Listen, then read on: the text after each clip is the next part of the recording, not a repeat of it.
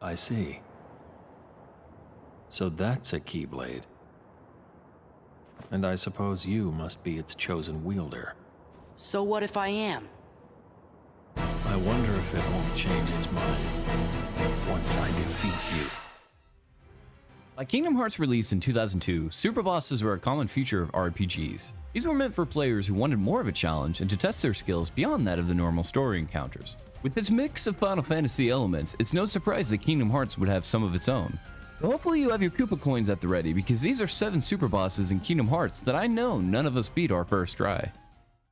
Sephiroth, Kingdom Hearts 1.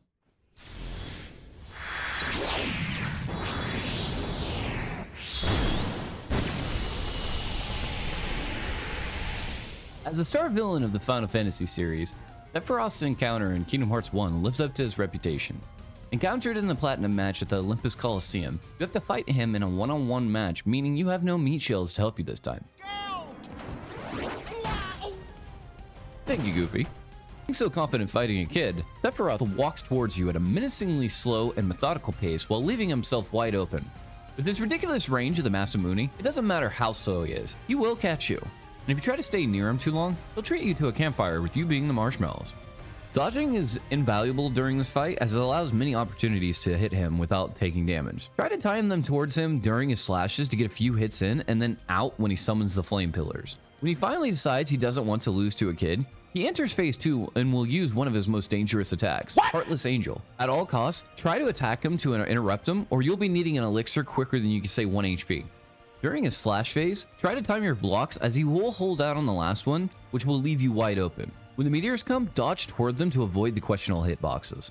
While Sephiroth does appear again in Kingdom Hearts 2 as a super boss, I feel his KH1 counterpart falls in line with his deadly reputation. And without the reaction commands, it feels like a better challenge overall. I know as a kid I had to be level 100 with the best gear to finally beat him, and even then just barely managed to scrape by. How'd you like that? I admit you're very skilled. Unknown, Kingdom Hearts 1.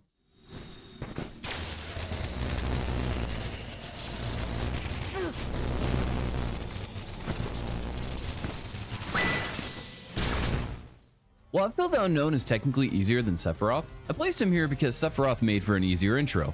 What can I say? I was feeling lazy. That doesn't mean he is a pushover. Starting phase 1, he will bat you around with his lightsabers, create shields, and summon 2 large energy orbs. I remember being extremely annoyed by him spamming the shields and running into them constantly. I think it's because of my PTSD with Xemnas. Wait a minute. Ironically, his shield is the most dangerous as his other 2 attacks are easy to avoid and get some hits in, and pose no real danger. When he hits phase 2, he turns up the heat by spamming homing lasers, doing longer combos, and placing a command blocking attack to drain your HP.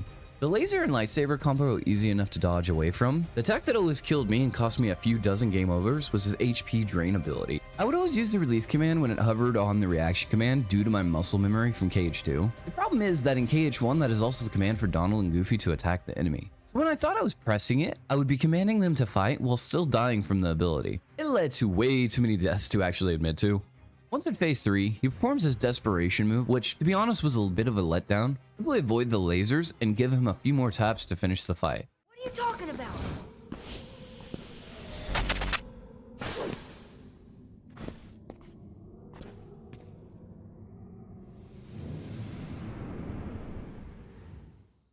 Vanitas' lingering spirit, birthed by sleep.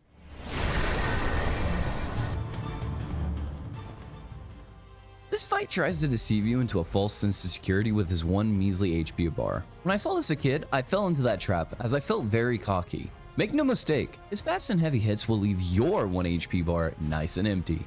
He will start by encasing himself in a dark shield and rejecting clones to come wipe you. From time to time, he will dash forward, creating dark pillars, which causes the blind status effect if they connect. This is also one of the few safe times I found to heal, so I would abuse this to pop a high potion to top off my health. His raining fireball attack makes a return and is still very potent. His biggest weakness ironically is his shot lock, leaving you time to heal or try to get a combo in. Don't be too greedy though, as he can easily break out of combos and immediately retaliate. Now you might think it's weird that I said I used high potions to heal. Well, a small gimmick to this fight is if you try using magic to heal, you respond by doing the same. This means you either need to play perfectly or completely rethink your strategy. And I love it, because even at max level, you may not be able to beat him without a proper setup. Mysterious figure, birthed by sleep.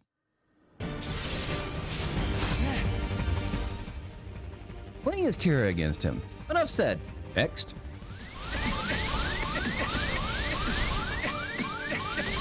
Being serious for a moment, I feel he's one of the series' biggest mistakes in terms of design. Most of his abilities are downright broken, and are even worse depending on who you play as. Cloaked in a burning tornado, firing his flaming X, shooting lasers, turning invisible, summoning clones of himself, and did I mention he can rewind time at random when hit with a normal attack? Yeah, clearly balanced. His most fiendish attack is when he hurls a whirlwind at you, which scatters your commands across the arena. While it is small enough to make picking them up easy, it leaves you extremely vulnerable.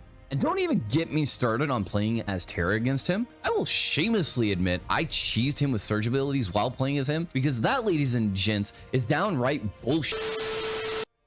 Sorry, I might have some unresolved issues with this fight. Let's just carry on. Lingering Will, Kingdom Hearts 2. After we all felt like Keyblade Masters upon completing KH2, the devs wanted to remind us how little we and Sora know. Enter Lingering Will, a spirit in armor whose sole purpose is to crush anybody who comes close enough. His mastery of the Keyblade is only outclassed by how pissed off he is at Xehanort. He will perform shot locks, freeze your commands, counter you, and try to murder you by smashing you with his glider. Hey, at least the music kills it too. When he shoots a shot lock and you are close, you can block it to create a stun on him and perform a combo. I often use this as it is a very safe opening compared to some of his other attacks. When he's on the glider, simply block because he will not take damage during this phase. Now, one of the hardest parts is when he freezes your commands, as you only have one opportunity to escape.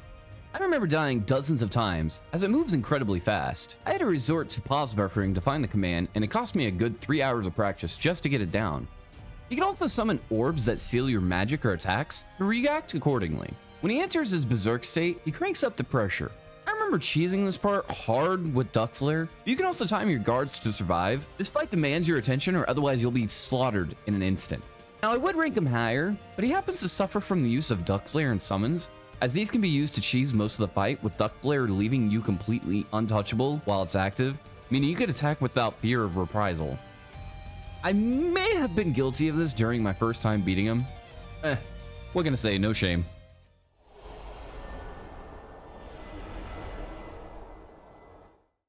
That is Xion, Kingdom Hearts 3. He is pissed because of all the Xion Who memes and wants to take it out on you. Her immediate flurry of strikes sets the tone of the fight. While her attacks are telegraphed, you'll be hard pressed to counter any of them if you don't time your guards precisely, as spamming them will lead to her light beams connecting, which have the lovely added effect of temporarily lowering your max HP. During her armor phases, she projects massive columns of light that should be guarded and countered at the end to get an opportunity to get a combo on her. Her DM has volleys of light accompanying her as she dashes across the arena in her mad assault. Weirdly enough, I feel her DM is one of the easiest out of the data battles due to how telegraphed it is. Her biggest threat is definitely the beams and her aggression, bringing down your max HP to 1 where she can finish you off with any of her strikes. But if you can manage to guard your way through and let her burn off some steam, you may be able to see that sweet girl once more. Now, what was her name again? Uh-oh. Yozora, Kingdom Hearts 3. Time to end this. It should come as no surprise that Yozora would be at the top of this list. Of all the super bosses in the Kingdom Hearts series, he is without a doubt the biggest challenge the series has to offer. Saying he starts off the fight with an attack is pointless, as his biggest asset is his unpredictability and wide arsenal. At any point, he can use whatever abilities he wants. He may start with his lasers, teleport his blade behind you, use his siphoning shield to steal your keyblade, his flash slash, or even his DM. Yes, I said DM. He can start his fight with his DM if you die around 50 times to him, and yes, that did happen to me. There are also unblockable blue abilities that must be dodged instead of guarding, or you will be hit. Don't think you can rely on your items or Kupo coins to save you either, as he can steal any items from you and use them on himself, including the Kupo coin. When you finally get his first phase down, he will enter his DM, and if you're as unfortunate as me, then it could be his second time. Placing you in a low-gravity arena, he will perform a flourish of laser attacks which must be guarded or dodged. There are a few opportunities to counter him, which will shorten the window of him being on the offensive. I could never get them down, so I just tried to survive. When the Gigas attack, I found it easiest to summon to avoid the damage, as I found it hard not to get clipped by them. Then the clone barrage will follow, and let me say, I felt like a badass whenever I blocked and dodged all of them. Finish the DM, a sun will shatter the arena and pull you towards the center, while Yozora attempts to push you back towards it with a flurry of strikes.